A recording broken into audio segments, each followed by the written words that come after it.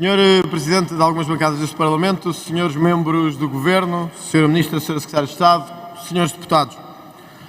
O último relatório que conhecemos em matéria de imigração dá-nos conta de cerca de 1 milhão de imigrantes em Portugal. 1 milhão de imigrantes legais, claro, porque não sabemos, à data de hoje, a quantidade de imigração ilegal que persiste no nosso país. Mas há alguns dados que sabemos já.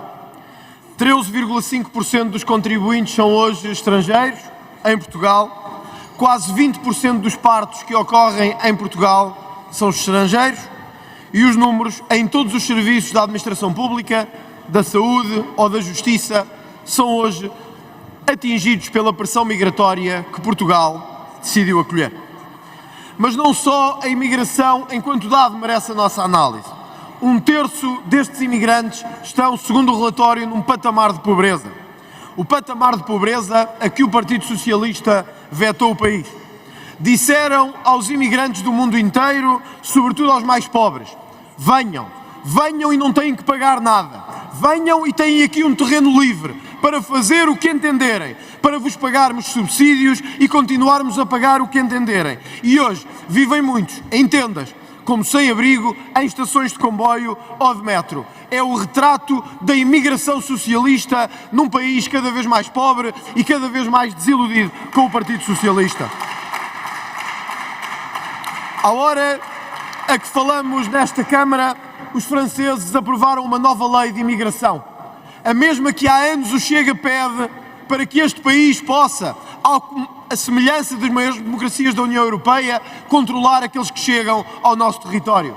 O PS, com o apoio do PSD e da extrema-esquerda e da Iniciativa Liberal, fizeram precisamente o contrário.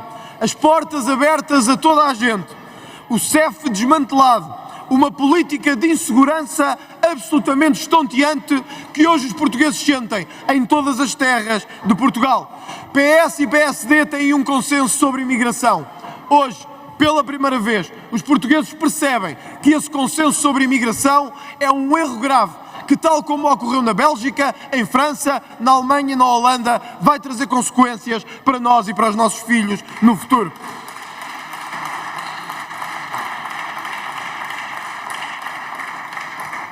Os sem-abrigo aumentaram 80%. A Europa e o mundo são sujeitos a um novo risco de terrorismo como nunca se viu na nossa história com o conflito israelo-árabe. E mesmo assim, o Parlamento português abre portas a todos os que provêm da sua origem no Médio Oriente ou do Indostão, admitindo, potenciando e aceitando que um dia os problemas serão para outros resolver. Não serão. E tudo o que ocorrer em Portugal, fruto de fronteiras inseguras, será apontado como responsabilidade à extrema-esquerda e ao centro político deste país. No último relatório dos Serviços de Informações, dava-se conta de que 1000 elementos do primeiro comando da capital operavam agora em Portugal. Sim, senhores deputados, aqueles que vocês permitiram que cá pusessem os pés, aqueles que vocês quiseram deixar entrar sem qualquer controle, são hoje uma ameaça para os nossos homens, mulheres e crianças e são hoje os maiores traficantes de droga da região de Lisboa.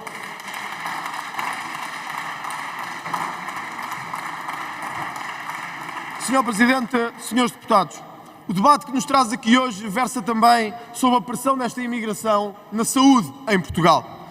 Os portugueses que nos estão a ver sabem bem daquilo que falo. Sabem o que é chegar a um centro de saúde e ele estar fechado. Sabem o que é não haver médico de família. Sabem o que é ter hospitais prometidos e nunca construídos.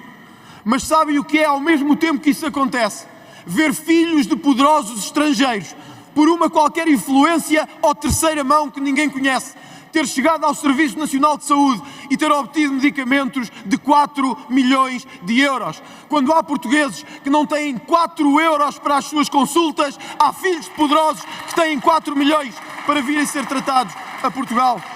Sim, Sr. Presidente e Srs. Deputados, foi isto que o PS e o centro político conseguiram.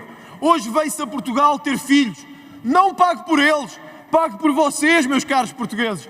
Pague por vocês que estão a pagar para que outros venham aqui ter os seus filhos e as suas crianças, para que outros venham aqui ter os seus medicamentos, para que outros venham aqui ter as suas consultas, quando a si, ao seu pai, à sua mãe e aos seus avós não lhes dão absolutamente nada e dão-lhes hospitais fechados e centros de saúde encerrados. É esse o debate que é preciso ter em Portugal. Por toda a internet encontramos isto. Venham ter os vossos filhos a Portugal. Eles pagam. Eles. Saiba, caro português, quem são eles. São vocês, que trabalharam uma vida toda, para hoje andar a sustentar aqueles que querem vir a este país beneficiar única e exclusivamente dos seus serviços de saúde. No Algarve, em Castelo Branco, em Lisboa, no Porto ou em Setúbal. Homens e mulheres com posses vêm a Portugal obter tratamentos para o cancro e para o HIV, quando podiam bem pagá-los nos seus países de origem. Mas não, como diz o povo, os tontos, os parvos e os estúpidos somos nós que andamos a pagar para aqueles que tinham poder de pagar e não o querem fazer em Portugal. Senhor Presidente e senhores deputados, talvez estas verdades custem a ouvir à democracia portuguesa, mas elas têm que ser audíveis, como audível tem que ser a voz dos milhões que pagam um sistema que não funciona e ao qual não lhes dá acesso. As gêmeas brasileiras obtiveram a nacionalidade portuguesa em 14 dias. Se este número de 14 dias não nos envergonhasse, devia fazer pensar aqueles que hoje ainda sentem o que é ser português. Num país em que a média é de 20 meses, ou de 30, ou em algum caso de anos para se obter a nacionalidade, a terceira mão funcionou como nunca e obtiveram-se nacionalidades em 14 dias. Sim, Sr. Presidente, as cadeiras elétricas custaram 58 mil euros, mas que nunca uma criança portuguesa teve.